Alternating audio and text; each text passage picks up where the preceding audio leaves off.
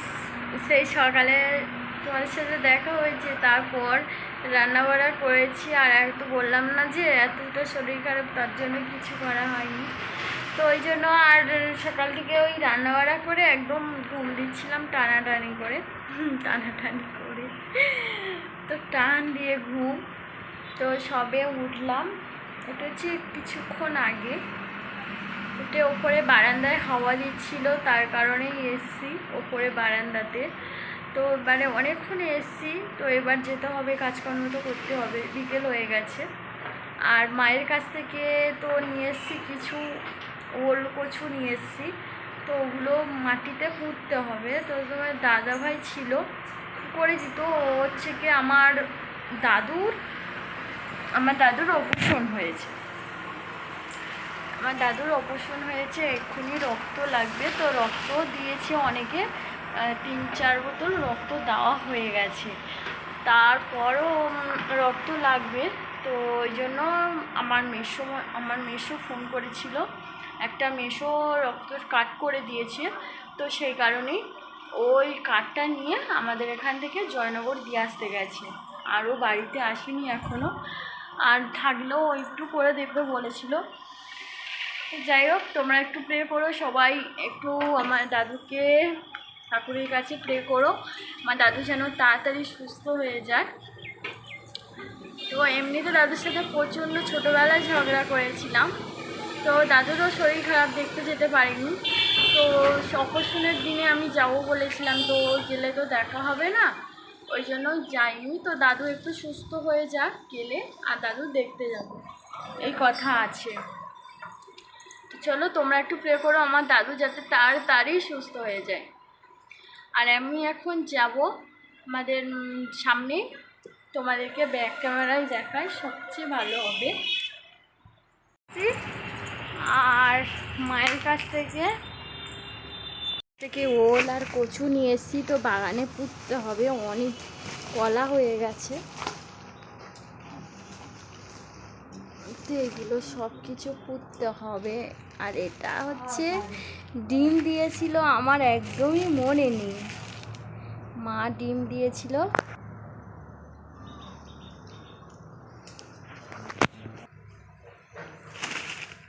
আর এই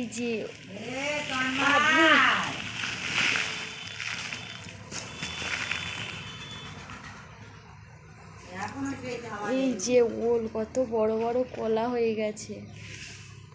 এই যে দেখো কত বড় বড় কলা হয়ে গেছে। এই ওলগুলো এইরকম করে পুঁততে হবে, এগুলো থাক এরকমই। চলো এই দোকান ঘরের মধ্যেই দেব। তো দোকান ঘরে ঘাস প্রচুর, তো এই ঘাসগুলো সব এখন কোদাল দিয়ে চেঁচে পরিষ্কার করব আমি। তো চলো আগে পরিষ্কার করে নিই।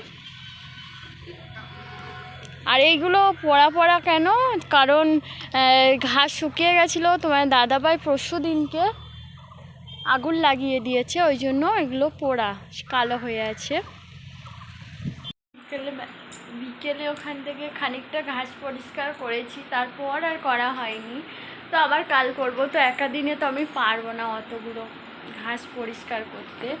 আর দুপুরবেলা একদম জামা কাপড় সব কেচেছিলাম, সব এখন এই যে একদম বিছনাময়, এই যে ব্যাগ ট্যাগ সব কিছু ধুয়েছিলাম, কিছুই গুছানো হয়নি, সব কিছুই এখনও পড়ে আছে। তো এখন আমি এগুলো একটু ঝটাপট গুছিয়ে নেব। পিছনের ফিতে সামনেই চলে এসছে বলো কাজ করতে করতে। আর ওদিকে গ্যাসে ভাত বসিয়ে দিয়েছি। আর সন্ধ্যাবেলা আমার অপসোনাকে আর বড়টা ওদের পড়তে দিয়ে এসেছি, এখন পুরো ফাঁকা। এখন এই টাইমটা আমি একটু ঘরটা গুছিয়ে নেব। আর তোমার দাদাভাইকে বললাম না যে আমার শরীরটা ভীষণ খারাপ, দুপুরবেলা ভাত খাওয়া হয়নি। তো তোমার দাদাভাইকে বলেছি দই আনতে, তো দই আনবে। দই আনলে আজকের দই দিয়ে ভাত খাবো, আর অন্য কিছুই খাবো না। তো চলো আমি একটু ঝটাপট একটু ঘরটা গুছিয়ে নিই।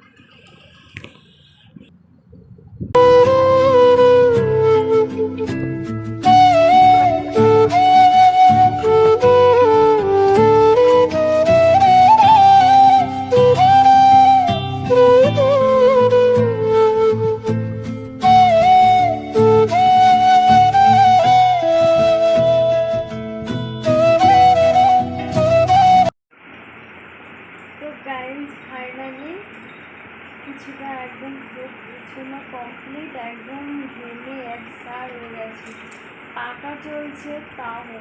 আর আমার এখানটায় দেখতে পাচ্ছ এখানে কি লেগেছে আমি ঠিক জানি না, দিয়ে গেছে না কিছু লেগেছে, তো এর মধ্যে এটা একদম ঘা মতো হয়ে গেছে। আর আমার এখন যে চুল কাটে আঙড়াতে সেরকমই। আর বলো না তো। আর তোমার দাদাভাইকে দই আনতে বলেছি, কি আনতে জানি না। আর চলো এবার আমি বাবুকে আনি।